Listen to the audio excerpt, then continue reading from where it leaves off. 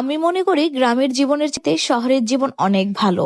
আমি একটা জিনিস খেয়াল করে দেখলাম, এখানে মানুষের মনে কুসংস্কার অনেক বেশি। তারা নিজের জীবনের চাইতে অন্যের জীবনে কি ঘটতে চলেছে সেটা নিয়ে তারা অনেক বেশি মাথা ঘামায়, পরনিন্দাটাও অনেক বেশি করে। গ্রাম হয়তো বা আপনাকে সুন্দর একটা পরিবেশ উপহার দিবে, কিন্তু আপনার মানসিক শান্তিটা দিবে না। এখানে মহিলারা পরনিন্দা নিয়ে অনেক ব্যস্ত, আর পুরুষরা জায়গা জমি বিচার সালিশ নিয়ে ব্যস্ত থাকে। এখানে দোষ ধরাধরি নিয়ে এতটাই ব্যস্ত থাকে যে কার হাঁড়িতে কি রান্না হচ্ছে তারা এটাও কিন্তু খেয়াল করে।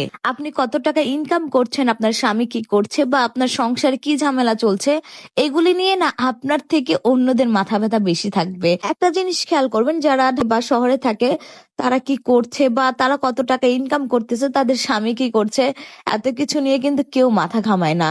কারণ শহরের মানুষের এতটাও সময় নেই যে অন্যরা কি করছে সেটা নিয়ে ভাববে। কোথায় যেন পড়েছিলাম, সামর্থ্য থাকলে কখনোই গ্রামে থাকা উচিত না।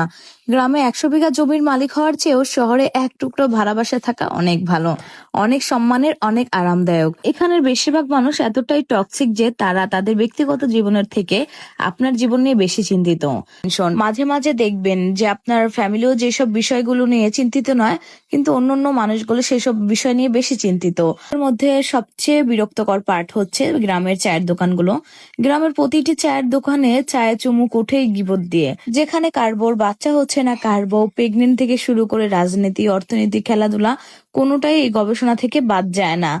এসবের মাঝে গ্রামে কিছু আপনার শুভাকাঙ্ক্ষী থাকে যারা আপনাকে বুঝতে চায়, বোঝার চেষ্টা করে, যারা অন্যর ব্যক্তিগত জীবনে এত আগ্রহী নাই। এরকম অনেক মানুষই আছে, কিন্তু যারা বোঝে না তারা আসলে অন্যকে নিয়ে ঠিকই সমালোচনা করে।